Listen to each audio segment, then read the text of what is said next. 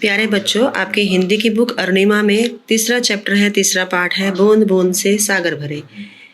यह जो पाठ है आपका यातायात के साधनों के बारे में हमें बताता है। यह भी बताता है कि ये जो साधन है वो किस प्रकार से चलते हैं और इन्हें चलाने के लिए जो मटेरियल यूज़ होता है वो कहाँ से आता है।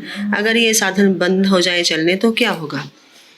चैप्टर की शुरुआत है दिशा और मानव। ये दो बच्चे हैं जिनके मामा जी वृंदावन में रहते हैं और तेल रिफाइनरी में एक इंजीनियर हैं।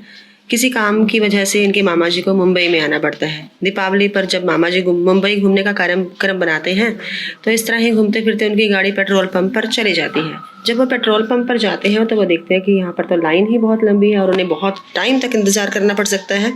तो मामा जी कहते हैं क्या हो सकता है, मजबूरी है, करनी तो पड़ेगी वेट। तो दिशा कहती है कि ठीक है मामा जी, जब तक हमें गाड़ियों की वेट करनी पड़ेगी अपनी बारी आने के लिए, तब तक हमें आपसे कुछ पूछना है पेट्रोल या तेल के बारे में, तो क्या आप हमें बताओगे। तो वो कहते हैं बिल्कुल ज़रूर बताऊंगा। तो मानव पूछता है कि मामा जी क्या ये जो पेट्रोलियम वगैरह है ये कारखानों में बनता है। तो मामा जी हंसते हुए कहते हैं कि नहीं, ये पेट्रोलियम जो है वो हमें ज़मीन की गहराइयों से मिलता है, क्योंकि ज़मीन के नीचे पेट्रोल है। और उसके बाद फिर मानव कहता है कि पेट्रोलियम क्या है। तो मामा जी कहते हैं कि पेट्रोलियम का अर्थ है धरती के अंदर पाया जाने वाला एक काले रंग का गाढ़ा द्रव्य। गाढ़ा द्रव्य हम बोलते हैं डार्क केमिकल को। इस केमिकल को तेल की रिफाइनरियों में साफ करके अलग अलग श्रेणियों में, पार्ट्स में डिवाइड कर दिया जाता है। जैसे कि पेट्रोल हो गया, मिट्टी का तेल है, डीजल है, ग्रीस है, कोलतार है। तो दिशा कहती है कि क्या ये सब हमें पेट्रोलियम देता है।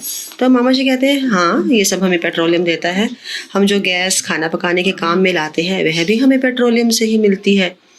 तो मामा जी कहते हैं ये जो मानव के लिए आग है, हवा है, पशु शक्ति है, बिजली जैसे ऊर्जा स्रोतों की पेट्रोलियम के ही भाग हैं ये सारे। अब जब ये एक नया वर्ड सुनते हैं वहाँ पर दिशा पूछती है कि मामा जी ये ऊर्जा क्या होती है।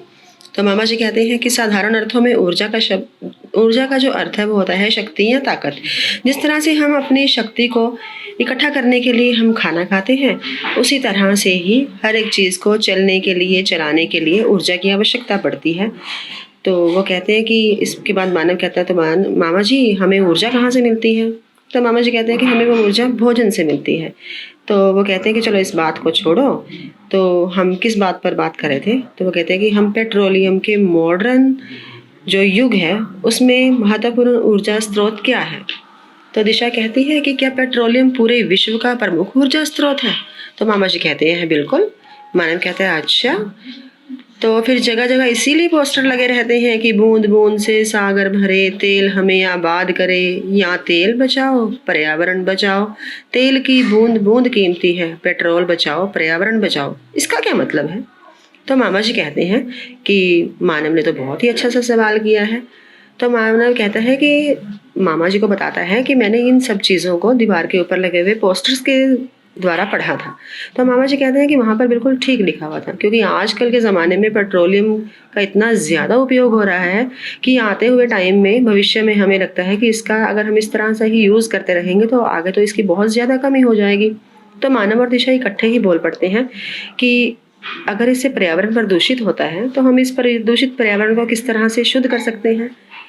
तो मामा जी बताते हैं कि जब पेट्रोलियम की खोज हुई तो इसे लगातार धरती से निकाला जा रहा है, जब से पेट्रोलियम की खोज हुई है, क्योंकि इसका हम रोज़ ही इस्तेमाल करते हैं। कभी फैक्ट्रियों में, अपने हर रोज़ के कामों में यूज़ आने वाले वाहनों के, जैसे स्कूटर है, गाड़ी है, और घरेलू कार्यों में भी। तो इस तरह से तो एक दिन जो है वो धरती से पूरा पेट्रोल ख़त्म हो जाएगा, दिशा बताती है।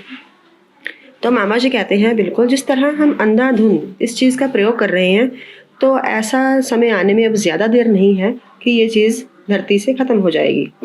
तो मानव कहता है फिर तो जल्दी से जल्दी हमें सारा पेट्रोलियम धरती के बीच में से ख़त्म होने से पहले निकाल लेना चाहिए। तो मामा जी कहते हैं नहीं, हम ऐसा नहीं कर सकते, क्योंकि पेट्रोलियम को हम स्टोर करके नहीं रख सकते। तो मामा जी उनको बताते हैं कि प्रतिवर्ष देश का हज़ारों करोड़ रुपए विदेश से कच्चा तेल और पेट्रोलियम को मंगवाने में खर्च हो जाता है।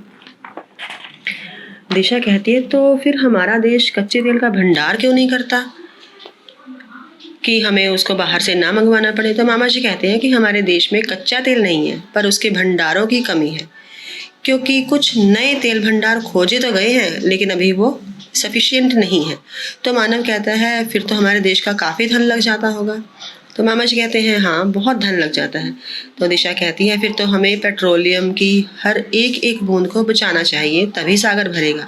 मामा जी कहते हैं हाँ, हम सबको मिलकर तेल को बर्बाद होने से बचाना होगा और साथ ही अपने पर्यावरण को भी सुरक्षित रखना होगा ताकि हम जो है स्वस्थ रह सकें। तो दोनों बच्चे अब मामा जी की बात को सुनने के बाद कहते हैं कि मामा जी, हम इन बातों को समझ गए हैं। हम अपने फ्रेंड्स को भी तेल को बचाने के लिए और पर्यावरण को सुरक्षित रखने के लिए प्रेरित करेंगे। मामा जी उनकी इस बात को सुनकर बहुत खुश होते हैं और कहते हैं बिल्कुल बच्चों, ज़रूर बताना। और इतना कहते ही उनकी बारी जो है वो पेट्रोल पंप पर तेल डलवाने के लिए आ जाती है।